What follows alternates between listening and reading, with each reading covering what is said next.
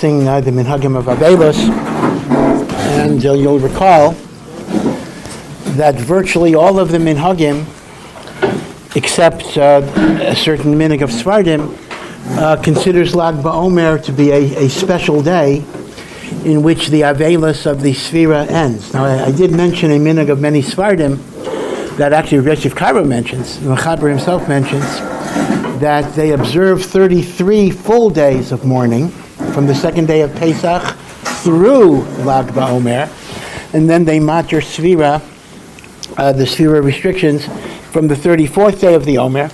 But every other minhag, even the minhag of the Arizal that goes 49 days straight, does have a hiatus or a break in Lag BaOmer.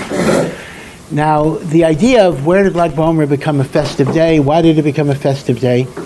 So there are two different cheshbonos why Lag BaOmer became a festive day. Reason number one is that there's a tradition that the students of Rabbi Akiva stopped dying on Lag BaOmer. Now there's a machlokas. If I say Lag BaOmer is the end of the Avelos, so the pshat would be that's when they stopped. Of course, you could ask a question. Well, they stopped because there was nobody else left to die. I mean, if Rabbi Akiva had 24,000 students, and they all died, and they stopped dying in Lag BaOmer, so is that a simcha? Because, I mean, nobody's left. But the short answer is that this was a magefa. The magefa could have spread to other circles. Remember, Rabbi Akiva did start with 5 talmidim. And by the way, we sometimes don't pay attention to that part of the story. It's an amazing thing. You struggle for 24 years to become a Talmid Chacham, to become a great person. Your wife suffered for all of that period. You finally achieved such amazing hatzlacha, the greatest gadol in Klal Yisrael, 24,000 students.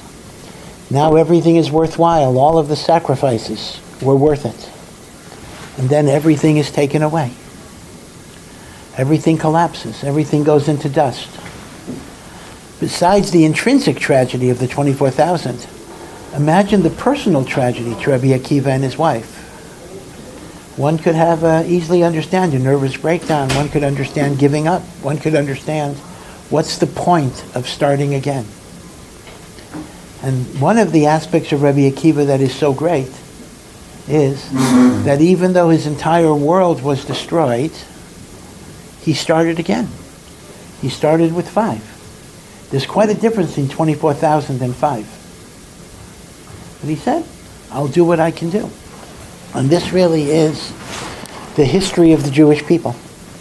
That even when our worlds get destroyed, whether it's the Churban Beis HaMikdash, whether it's the Bar Kokhba revolt, whether it is the Crusades, whether it's the Holocaust, whether it's the wars that we face even today, Am Yisrael does not give up.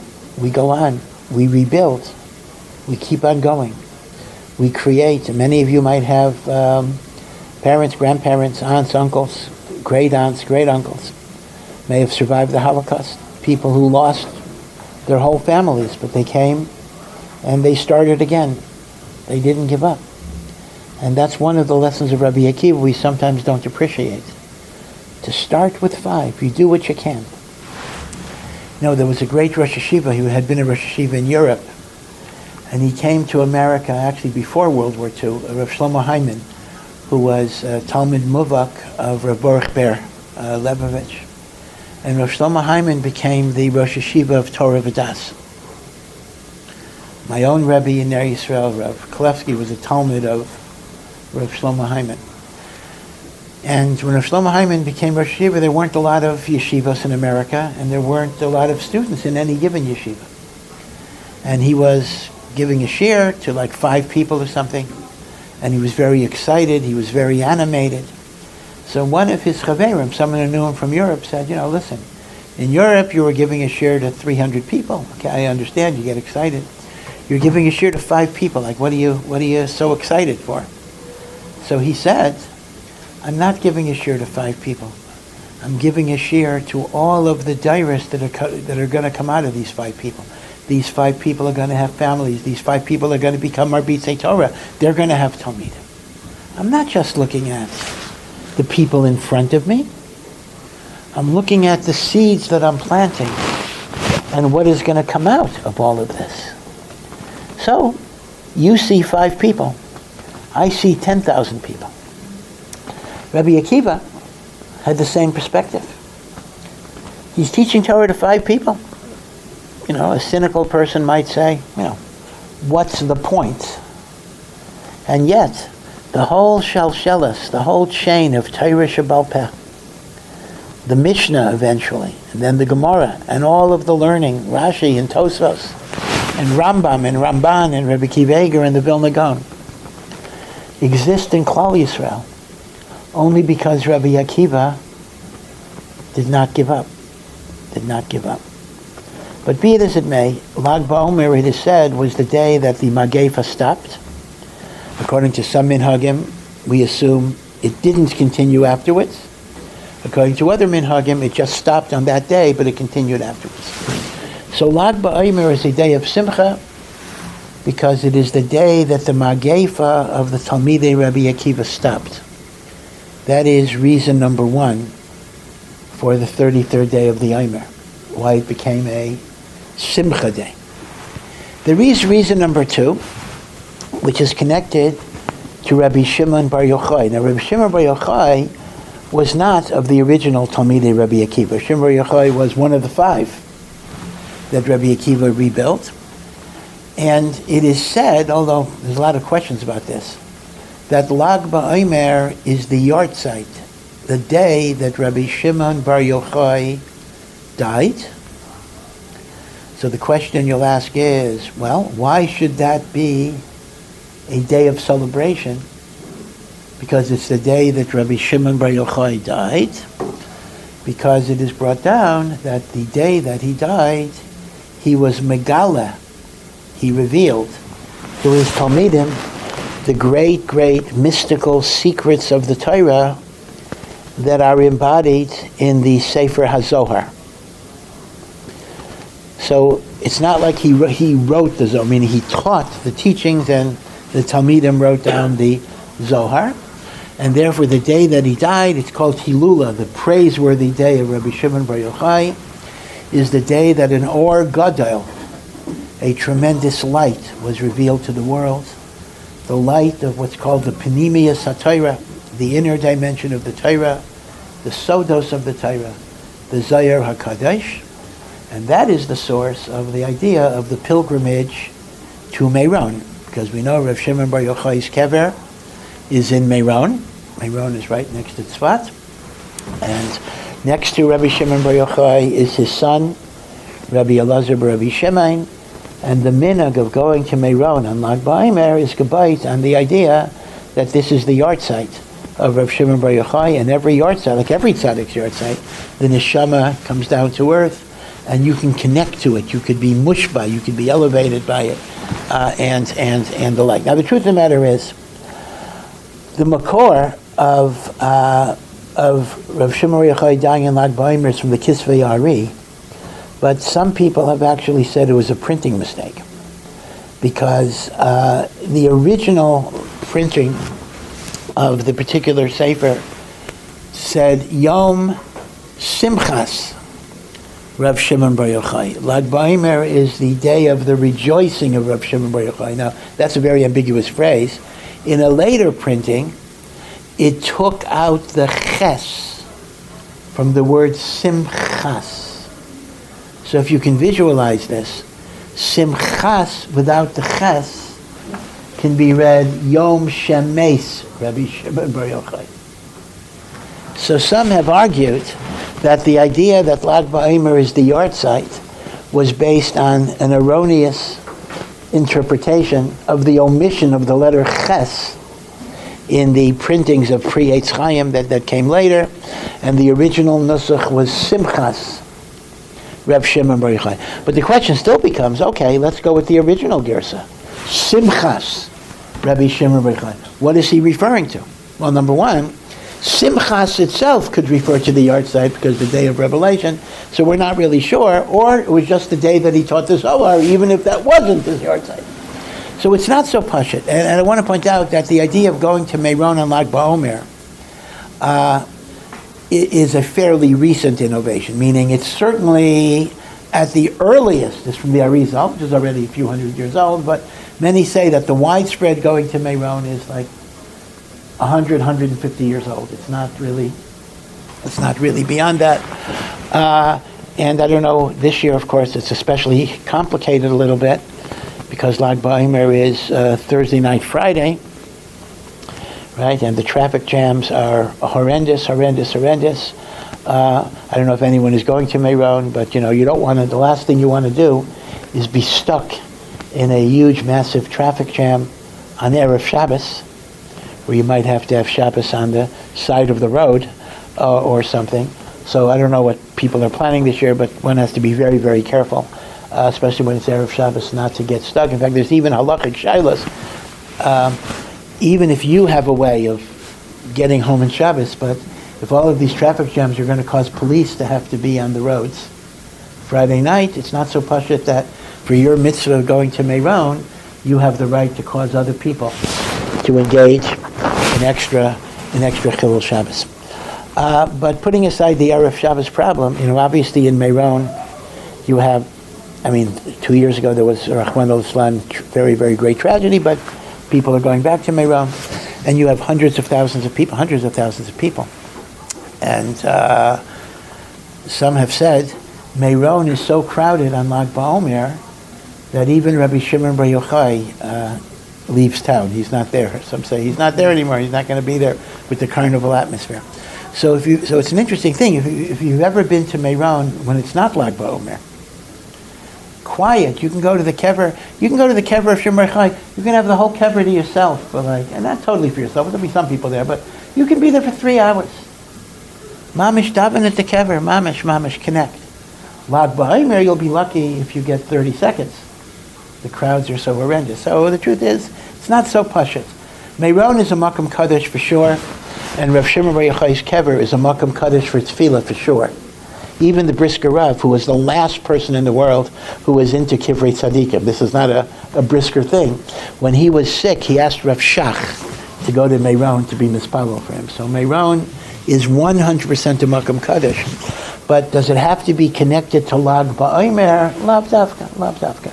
Sometimes it might be better to go on another day, not Lag BaOmer, where you can have more kavana. It's not such a carnival atmosphere. Nevertheless, what the Vel says about Meron is every person should go to Meron once in their lives. Then they say, but no more. You go through it. It's something to experience. I wouldn't automatically recommend it for everybody. Although, as I say, the Etzem Kever of Meron is a very, very, it's a holy place.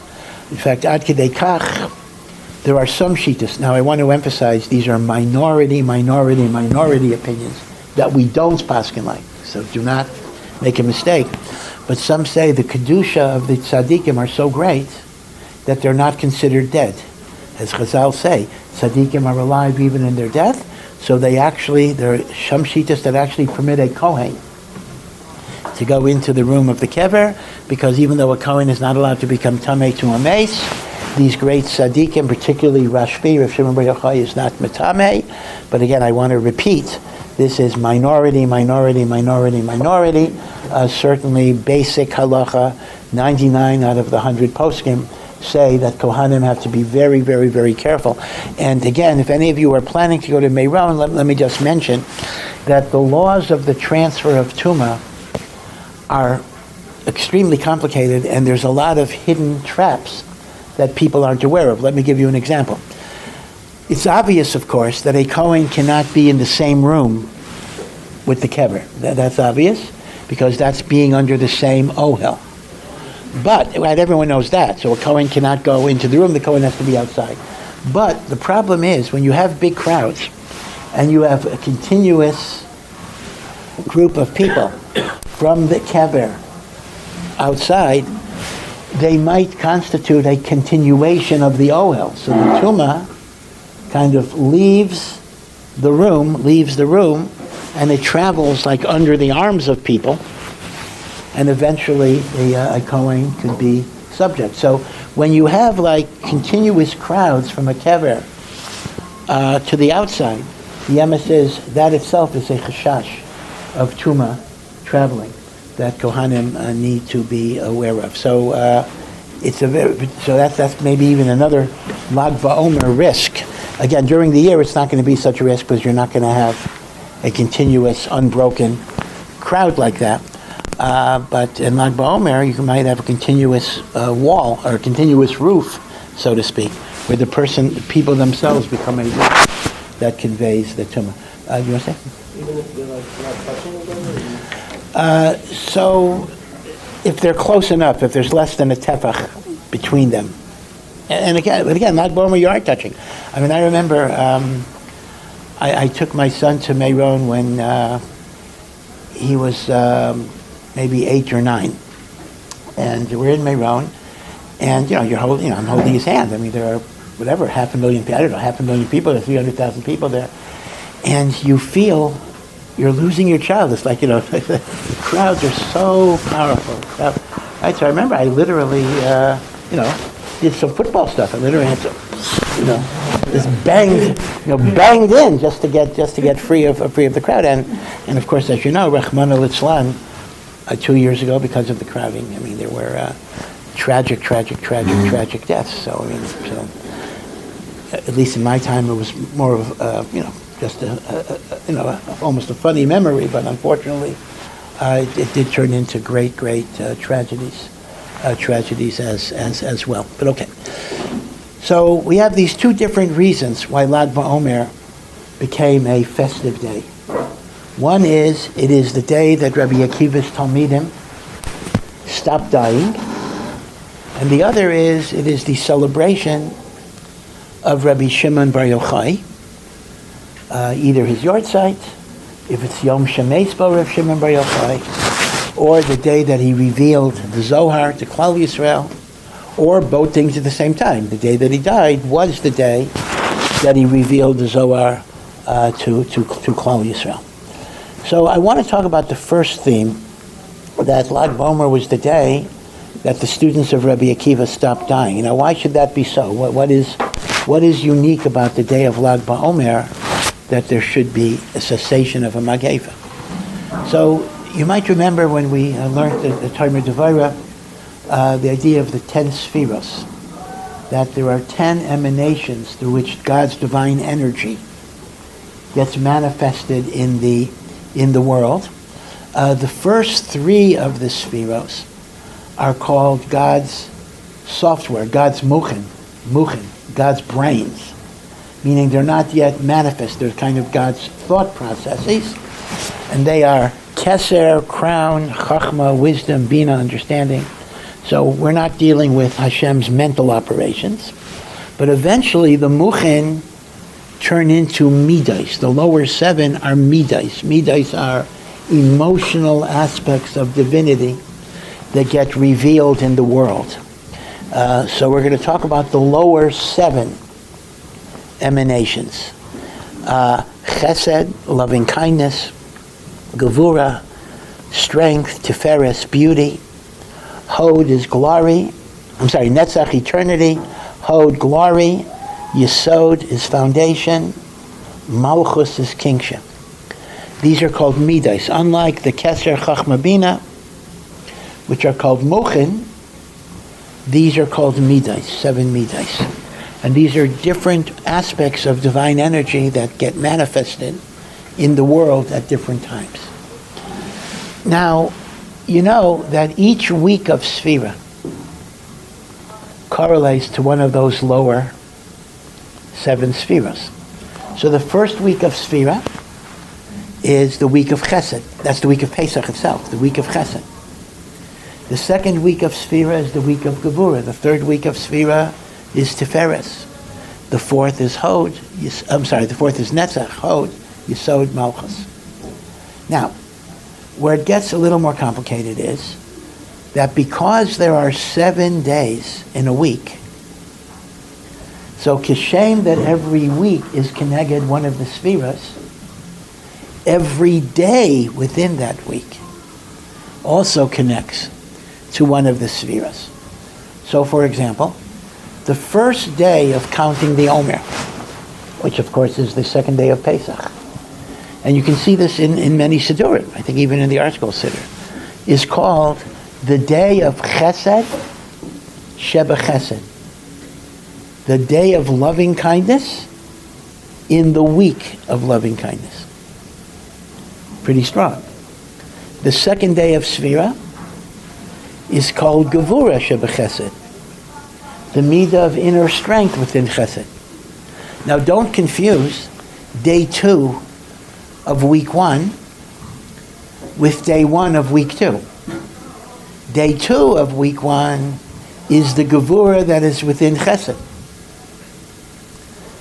Day 1 of week 2 is called Chesed Shebegevura, the Chesed that is within Gevura. Meaning, each Sfira contains in microcosm the other Spheres.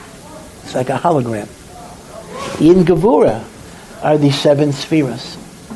There's a Chesed of Gevura, a Gevura Shebegevura, a Teferet Shebegevura, etc. So that's why every single day of the 49 days of the Omer will have a day and a week correlated to the Spheres.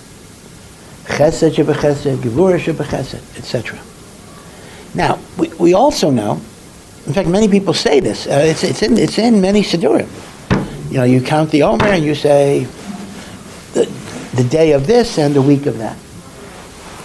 Now, we also know that the 7 Spheros, the 7 manifestations of divinity, of divine energy, also correspond to 7 human beings who were said to be the repositories of the representations of that spiritual koach.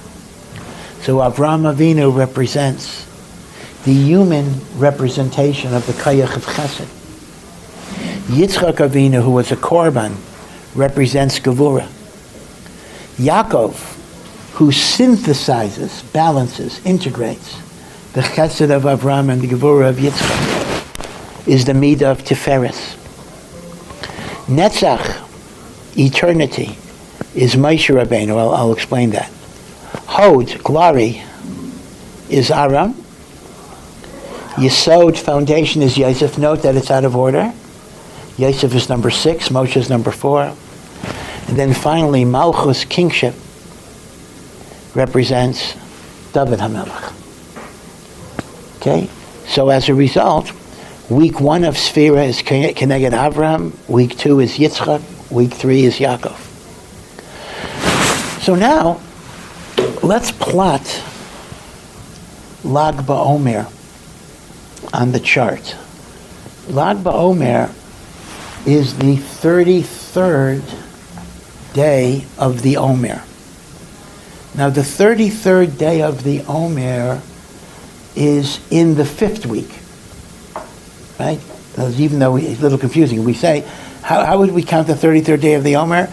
This is the 33rd day of the Omer that is 4 weeks and 5 days.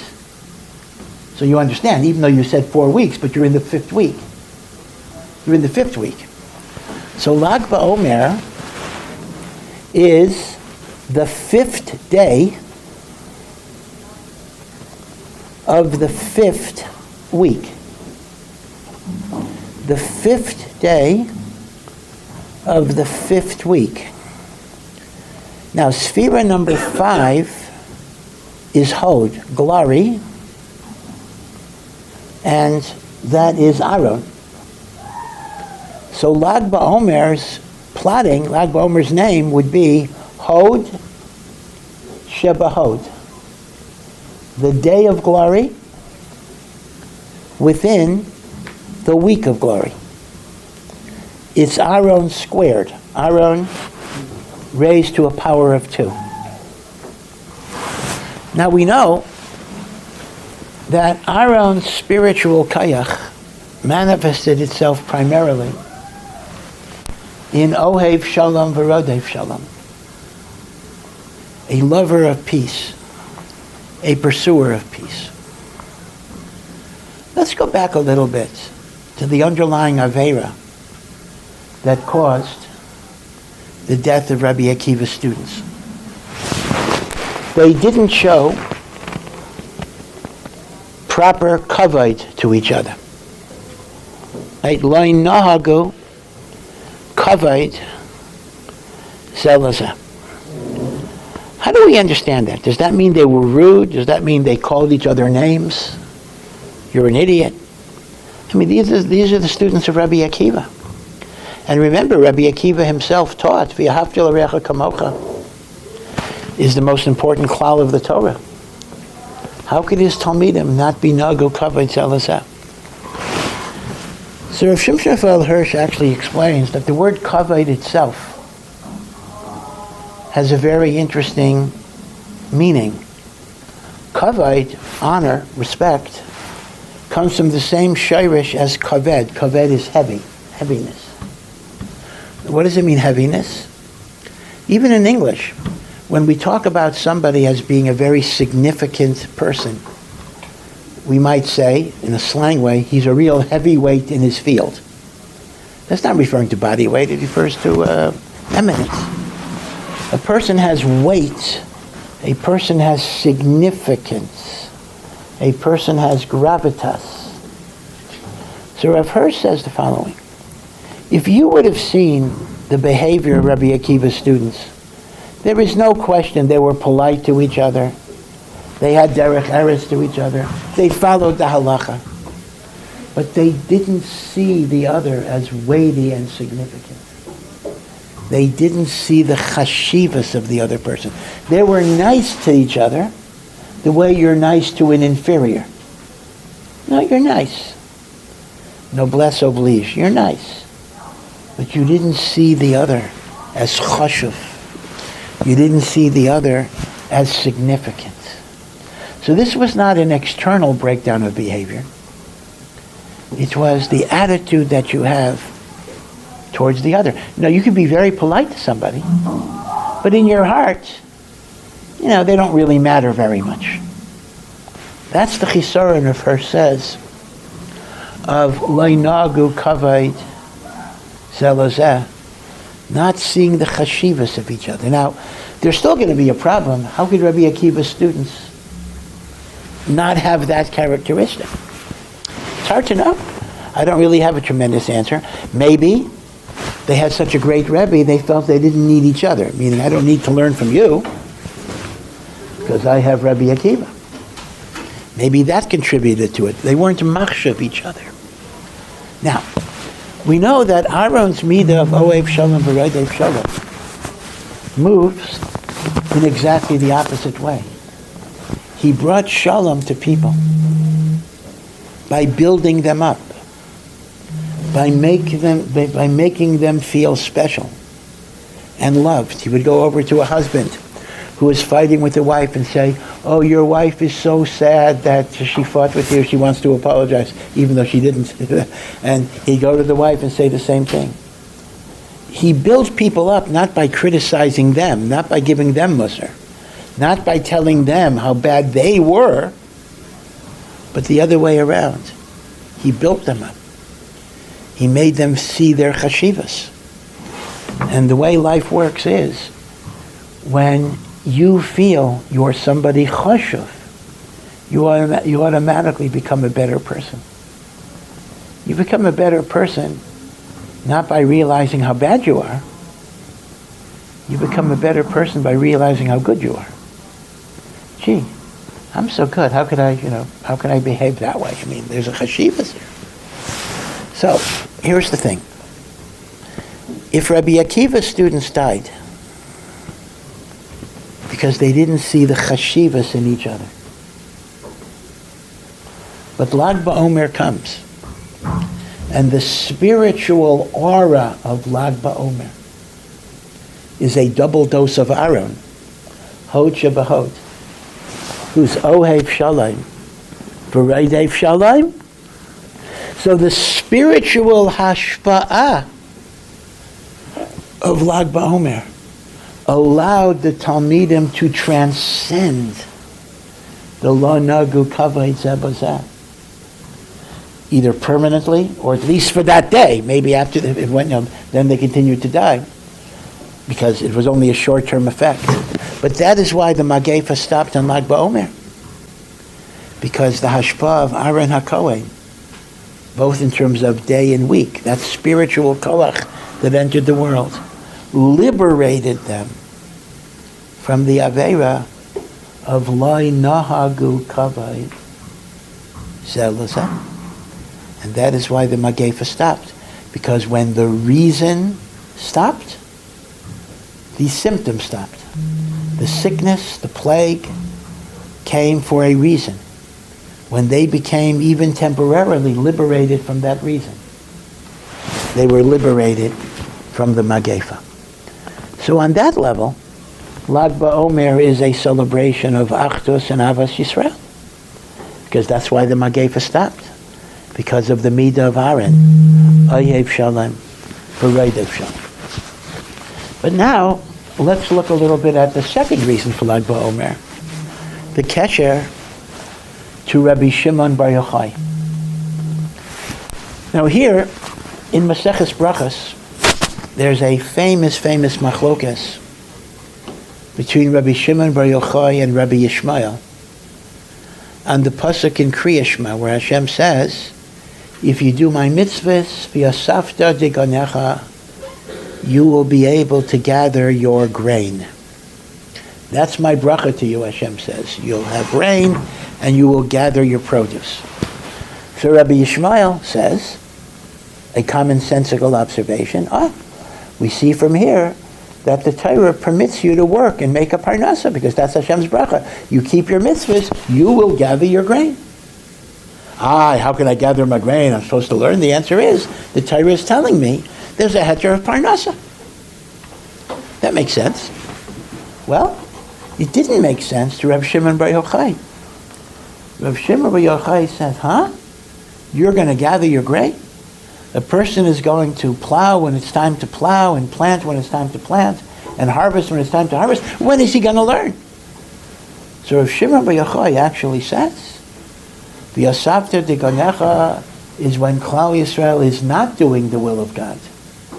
If they would really and truly do the will of God, their malacha would be done by other people. Either they'd win lotteries or Goyim would come.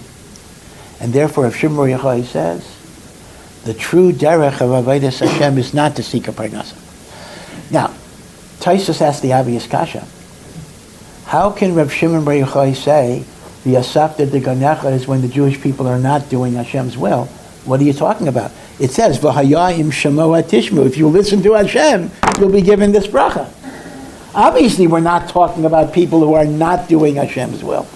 So his answer is, you're right. Avada is talking about righteous people, but it's Eisen v'ain Eisen, but they're not doing the best thing, meaning it's second best.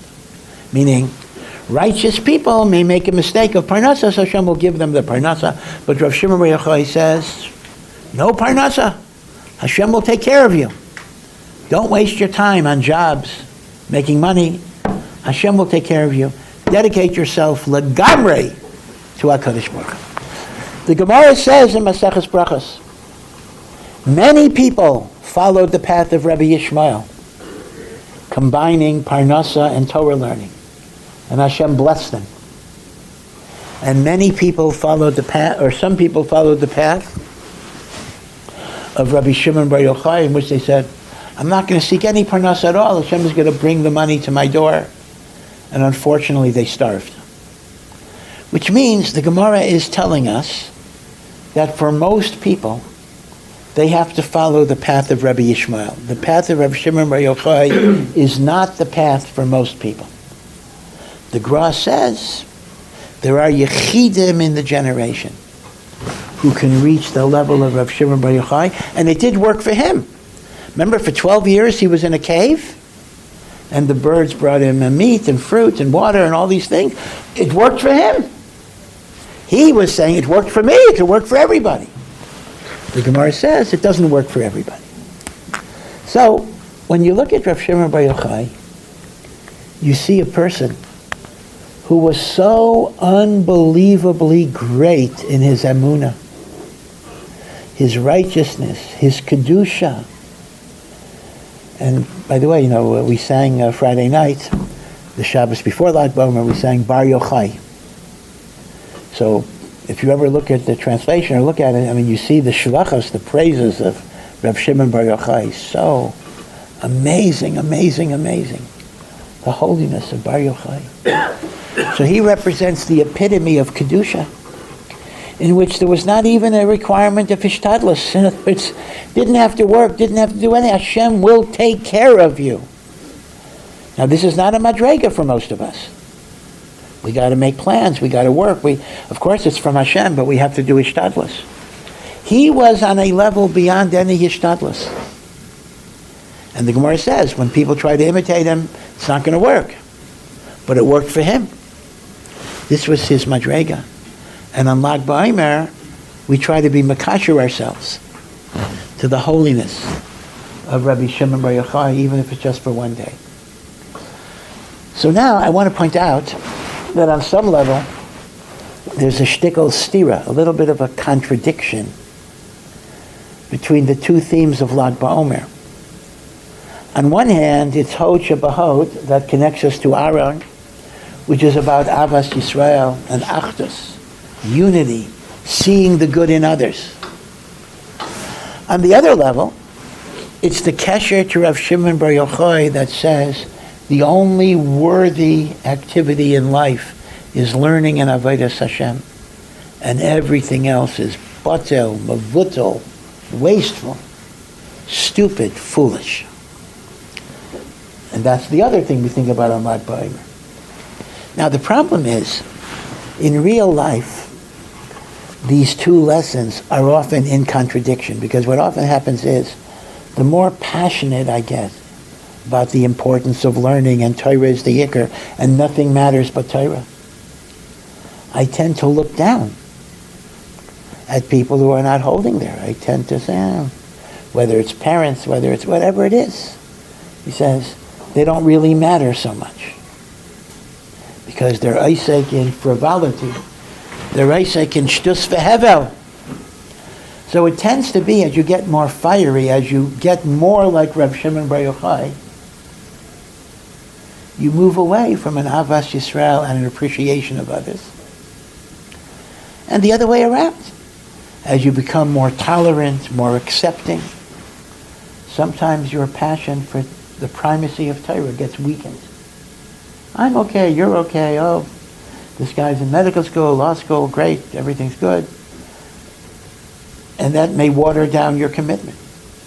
So what Lag BaOmer is actually telling us to do is you got to keep both ideas within you at the same time, even though they're a little contradictory.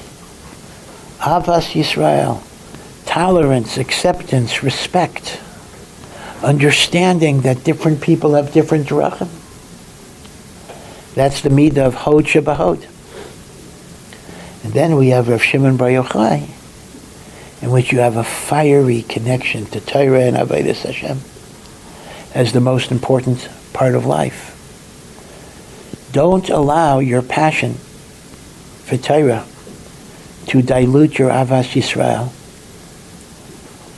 And don't allow your Avas Yisrael and your acceptance to dilute your passion for Torah. And therefore within Lag BaOmer, we have both of those ideas operating at the same time. Okay, so that's kind of a little bit of the hashkafa of Lag BaOmer. Okay, anyway, happy Lag BaOmer, and take care. Thank you for listening to this Ohr Somayach production. To find out more and to partner in our mission, please visit ohr.edu.